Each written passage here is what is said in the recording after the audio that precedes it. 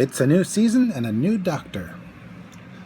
And we start things off running. So much running. We begin shortly after the regeneration.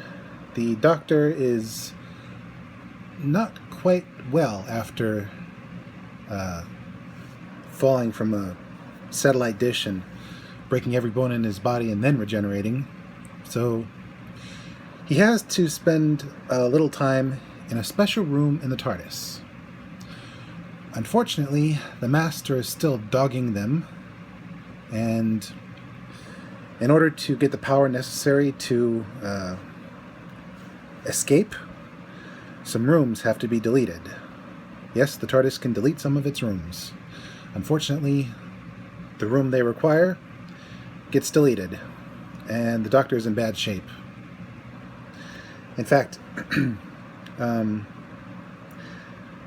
they fly very close to a heat source, which nearly burns them all to a crisp. Luckily, the power gotten from the room, the power obtained from the room deletion, was enough to save them. But now they have to take the doors off what was left of the room and turn it into a sort of casket, where the Doctor hopefully can continue his rest. Luckily, there is a place called Castrovalva in the records that the Doctor can use to help with his regeneration sickness. Apparently, it's built for people like him. Unfortunately, it's a trick. See, earlier the Doctor lost track of Atric, and he got captured by the Master and got trussed up in a web-like structure. And he's using Adric's abilities to psychically fool the Doctor. When they get to Castrovalva, turns out the whole thing is some sort of trap using folded space and people conjured from Atric's mind, or possibly the Master's mind. Either way, they have little to no autonomy, but a couple of them do manage to start developing such abilities. And after quite a bit of running around, and the revelation that one of the elders in the castle, called Castrovalva, is in fact the Master in disguise, it's up to the Doctor, Nyssa, and Tegan to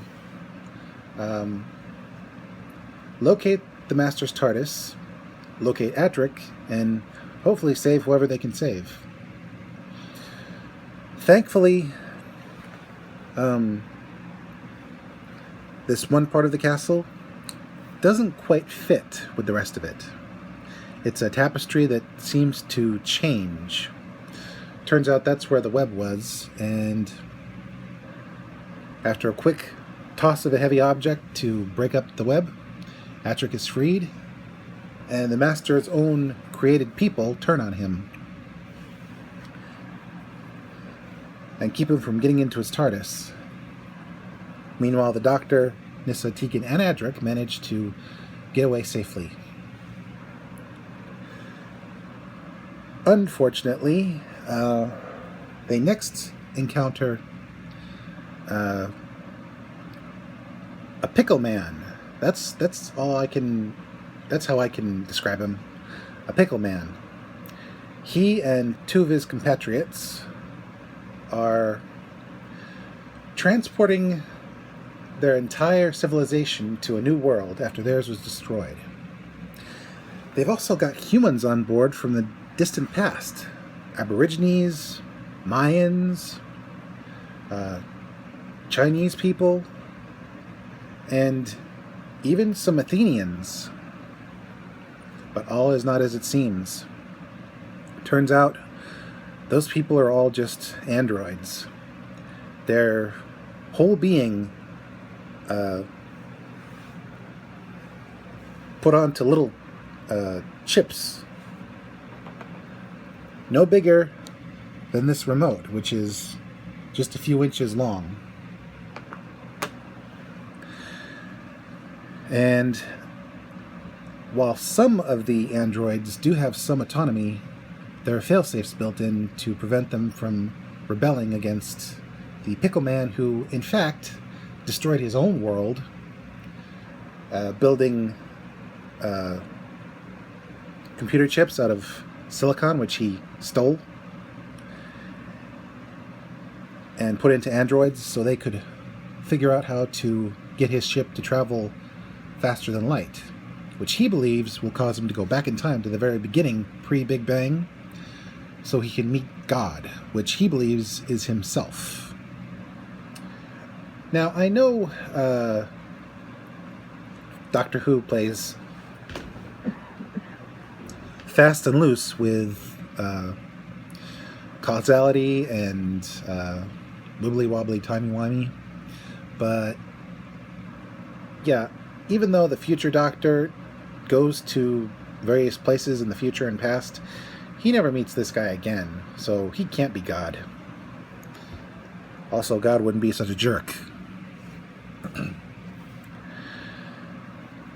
Luckily, the Doctor, Nyssa, and Tegan are able to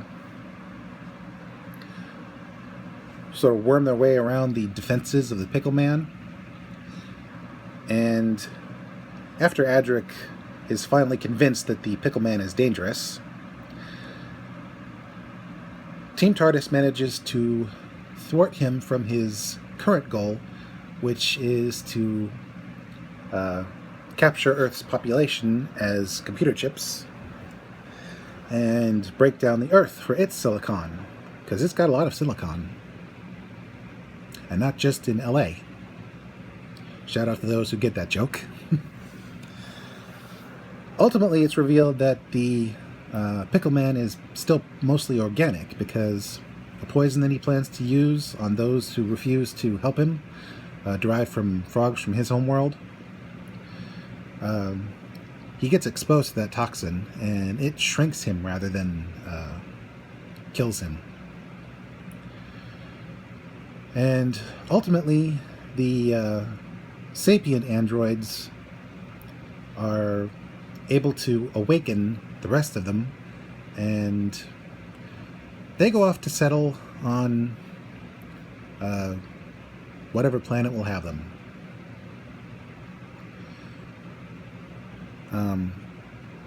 And so Team TARDIS parts with them as friends. Unfortunately, Nyssa has a fainting spell, and it's not just because she's been through a lot of stress. You know, witnessing her planet get swallowed up by that black hole, only to have it return.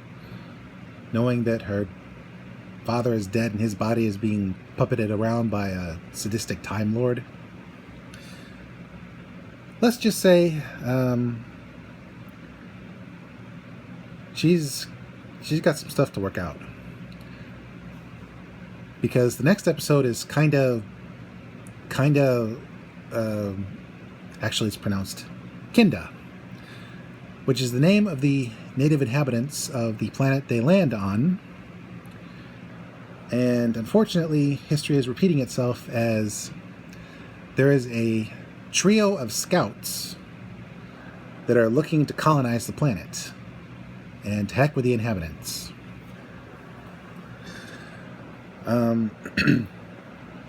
While Nyssa is sleeping off the stress she's been put under, Tegan, the Doctor, and Adric decide to do some exploring. Unfortunately, Tegan gets lulled into a deep sleep by these strange wind chimes just hanging out in the middle of the woods. And she gets possessed by a creature called Mara, which takes the form of pink teeth and a snake tattoo on one's arm. And ultimately, the Mara lets her go and possesses one of the natives and gives him the power of speech. Funny thing is, the natives, being telepaths, they don't use their vocal cords. The only natives who can speak are an old woman who's blind but has second sight, and her apprentice. Meanwhile, the scouts, an old guy, a young guy, and a lady, they are not the most decent people. Well, the lady is, but the old guy is a gruff, and the younger guy, he casually comments that he was abused as a child. And he says it made him the man he is today, which is very worrying because there's been some sabotage from some of the natives, and the guy is borderline insane and trigger happy. Not a good combination, especially when the doctor shows up right when things go to pot, and he's ready to gun the doctor down for just being there. Meanwhile, the old gruff gets a box from the apprentice girl, who hopefully will do better than her predecessor. Funny thing is, the box, while empty, causes the old gruff to become childlike and very, very passive and accommodating. So much so that he turns power over to the young guy who, for some reason, hates the forest and wants it destroyed. And his cheese has definitely fallen off his cracker because he's calling out for his mom. He thinks the forest itself is going to encroach in the dome that is their scout camp. And he wants to blow the place up just to avoid the forest getting in. But then the old guy shows up with the box, and we find out that it contains a sort of sonic energy that harmonizes the people with the land around it. And it helps the doctor and Nissa. Well, no, wait, not Nissa. The doctor and the lady scout, and Nissa, I think, eventually, once she wakes up. But the young guy, he's not having it. He somehow used a mirror to sort of hypnotize two of the natives into being his guards. And he's ping-ponging between a child at play and a megalomaniac. And he's convinced Adric to help him until Adric realizes, yeah, he's suicidally psychotic. So he bails. And eventually, the native who got taken over, and who's also the sibling to one of the guards and the apprentice, rallies his people to fight the interlopers.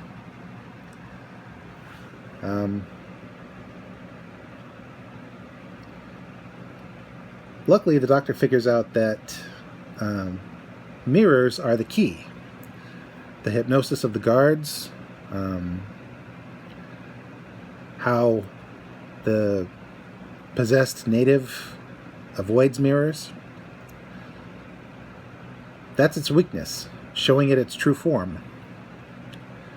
And he manages to convince the other natives, after the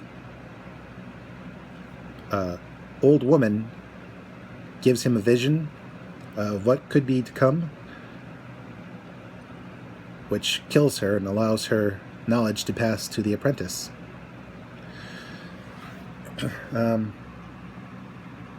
The Doctor and Team TARDIS managed to overpower the crazy guy and pacify him with the box of sonic energy.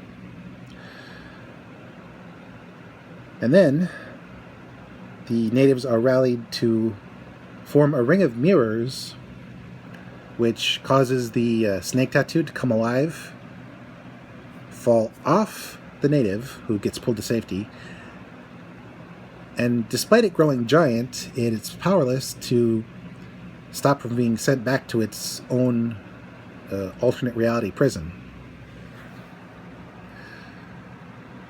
And so, after all that, Nyssa finally wakes up and finds out she's missed the party. Luckily, the now pacified scouts decide to send a message not to colonize the planet because it's not theirs to colonize. And the scouts themselves, some of them decide to stay. I think the lady leaves, but the guys decide to stay because whatever darkness they've allowed into their hearts has now been gone, and they're happy where they are. So all's well that ends well.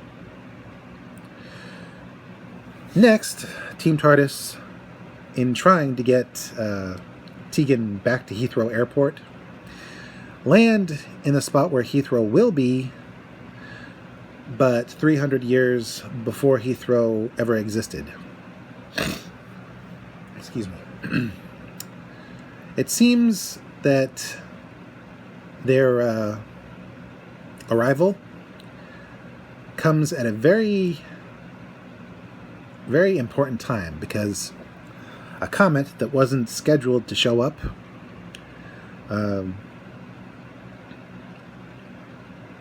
ends up being important, because not long after, there's a resurgence of the plague in London.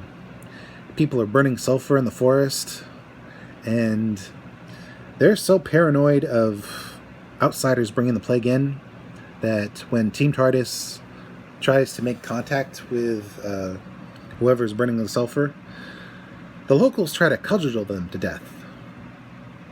They don't even use proper clubs, they just use tree branches. They are not willing to listen to reason, and they are not willing to show mercy. Add to that, sightings of a cloaked figure with a skull face, the personification of death.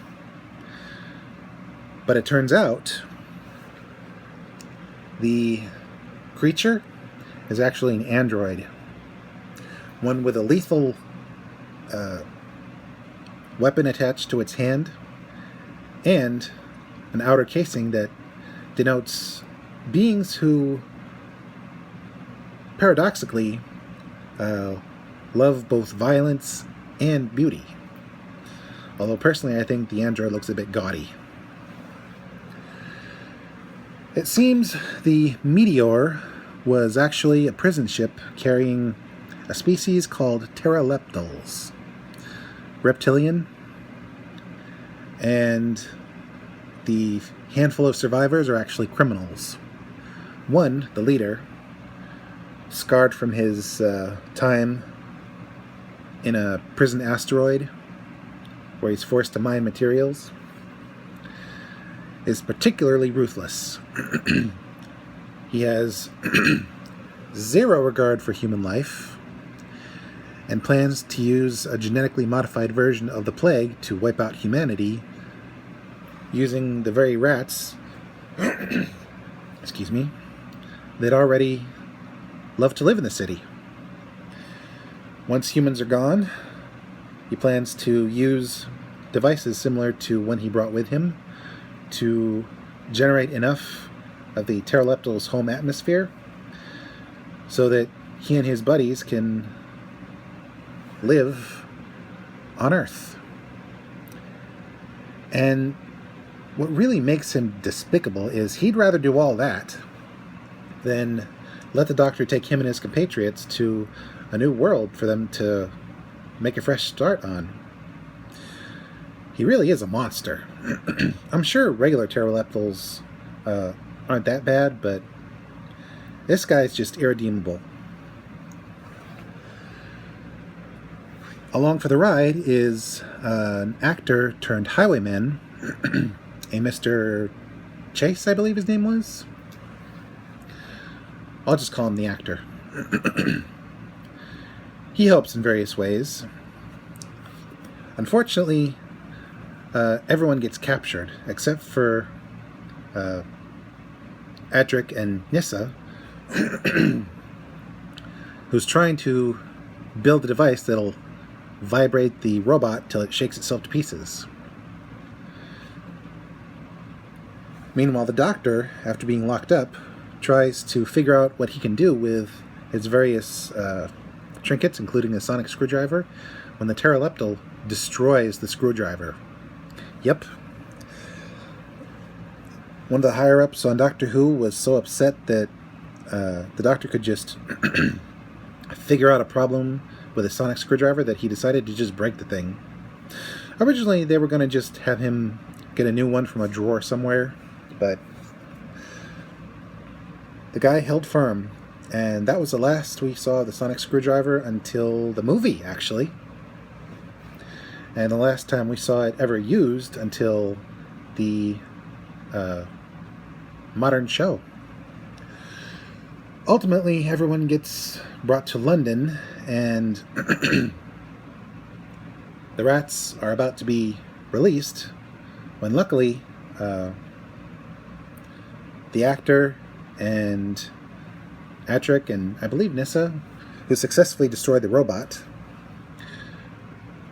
managed to start a fight with everyone, and in the struggle, the pterodactyl's weapon gets set on fire by a torch the Doctor had been carrying, which then explodes, and the gas from the pterodactyl machine that helps them breathe better, because they can't breathe our atmosphere, it sets off a chain reaction which sets London ablaze. And unfortunately, there's no saving the pterodactyls, and we see one of them, the leader, succumb to the flames in a really violent scene.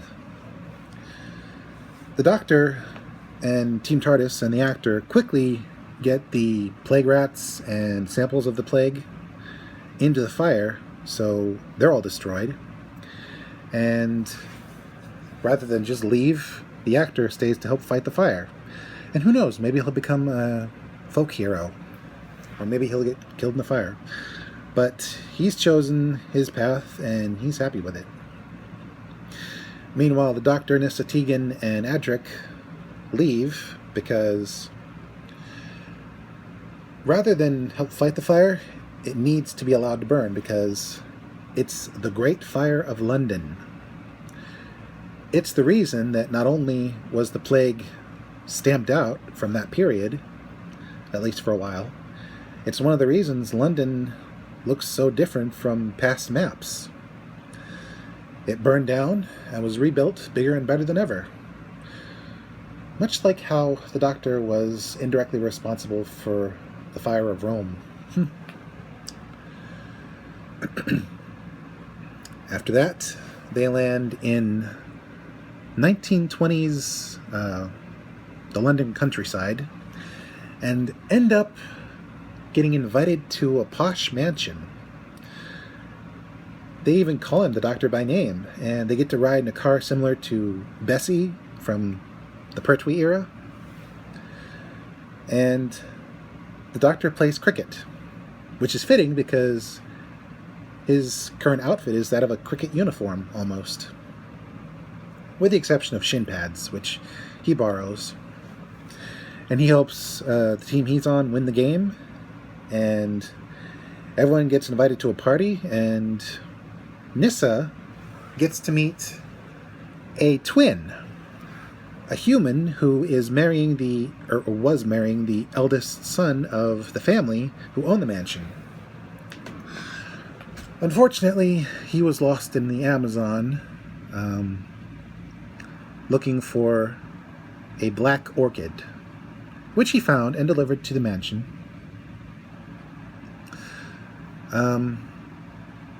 But as it turns out, the twin, she's flexible when it comes to marrying into the family, and apparently she's going to marry the younger brother of the guy who was lost.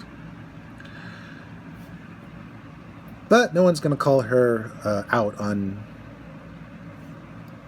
swapping potential husbands, so I guess that's the way it was back then. Meanwhile, someone has been killing people. First, a servant in the dead of night. Next, a butler.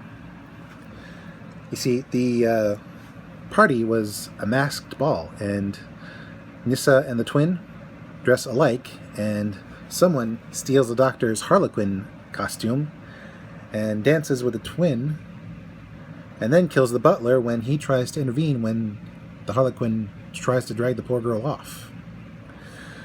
Unfortunately, the killer uses the costume to frame the doctor, because he puts it on right after he gets lost in the back passages of the castle, well, mansion, and discovers the butler. But the thing is, while the lady of the house and her friend from Brazil were there to witness it, she denies that both the friend and her were anywhere near the doctor. She even denies that there is a friend from Brazil there. And he's a guy in sort of a native South American garb with a huge lip thing, like those clay discs from the African tribes, in his lip. So he sticks out, kind of. The doctor nearly gets arrested. Luckily, he's able to convince the police that he's actually not the person that was supposed to be there playing cricket, but rather there by happy accident. And he even shows the police the TARDIS and takes them back to the mansion so they can figure out what's going on. Turns out the son who was lost in the Amazon, he was not supposed to take the black orchid. It's sacred to this one tribe. So they go full cannibal holocaust on the guy without actually eating him. They just mutilate him something fierce. I'm not going to go into detail, and I'm not going to elaborate on cannibal holocaust. Look it up yourself. But yeah, he's a shell of his former self, rendered mute, only able to communicate in a gargled grunt. And the experience broke his mind. All he knows is that he wants to get back to his fiancée. And he ends up capturing Nyssa by accident, taking her to the roof, setting the place on fire. It's a real cluster F-bomb. Luckily, the doctor convinces him that he's holding Nyssa, not his ex-fiancée. And while he does let her go, when his brother tries to hug him, he freaks out and ends up tumbling off the roof, dying. And while it's a bittersweet ending, everyone parts on good terms, and the lady of the house, who had been keeping him secret for a while, after another tribe got him back to London, she gives the doctor a book entitled Black Orchid, and he was the author, I guess. And after that, they end up in the the 2600s on Earth at a paleontological dig, which has called in soldiers because there have been miners disappearing and sabotage. And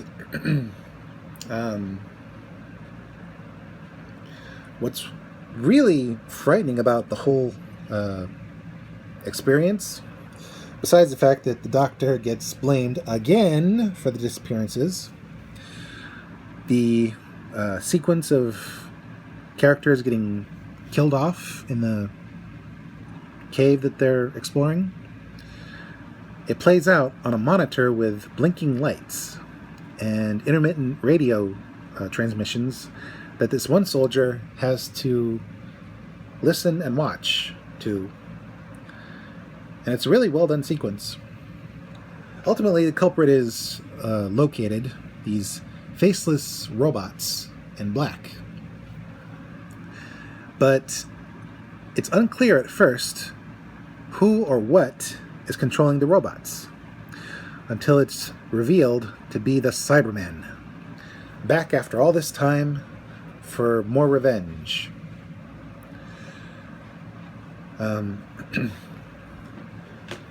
It seems they have planted a bomb on Earth which will disrupt a conference, and if that conference is disrupted, then the various galactic powers won't have the cohesion necessary to beat back a legion of Cybermen. Luckily, the Doctor manages to disarm the bomb, and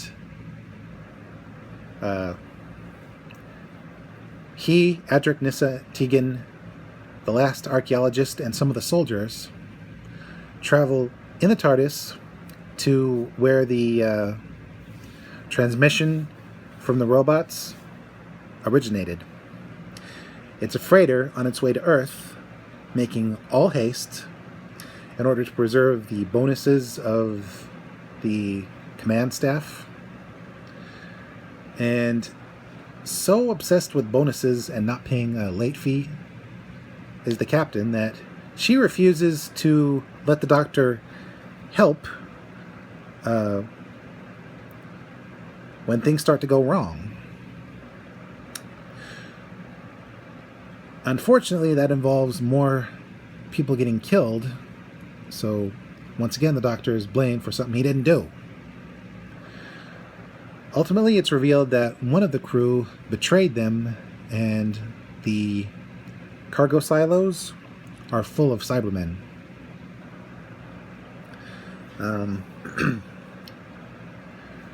And their plan has changed. See, there's antimatter in the ship that powers everything, and you know what happens with antimatter, especially when it hits matter. Boom! So they're just gonna slam into the planet, since the ship has been put on autopilot and all clear has been given. They lock communications and set up a device that has 3 logic puzzles that will prevent anyone from regaining control of the ship. Luckily, the cyber controller is a little full of himself, and he underestimates the Doctor and Team TARDIS and the other humans. So, a big battle ensues where nearly all the Cybermen are defeated. The cyber controller gets Atric's star badge rubbed on its chest, which, as you know, causes the Cybermen to be disabled because there's gold on the badge. And like I said, gold, like I said in an earlier review, gold is very caustic to Cybermen. Unfortunately, Adric is obsessed with solving the logic puzzles in order to get control of the ship, which accidentally shifts from space warp to time warp and ends up millions of years in the past, but still about to crash into Earth. But before he has a chance to regain control of the ship, even deciding not to get in the escape pod with the rest of the surviving humans, a Cyberman that's slowly dying shoots the control pad. And so poor Adric slams into the planet and becomes one with it. Luckily, no people are hurt, besides Adric. But the good thing is, it wasn't modern Earth. It was 65 million years in Earth's past. So, turns out that cargo ship and its antimatter was the meteor that crashed into Earth and killed the dinosaurs. But even though the modern Earth is saved, there's no victory. Because Adric is gone, and during the last credits, all we see is what's left of his star badge in complete silence. In the next story, which sort of borrows heavily from the Faceless ones, in that it's an attack on an airport, and there's time travel involved.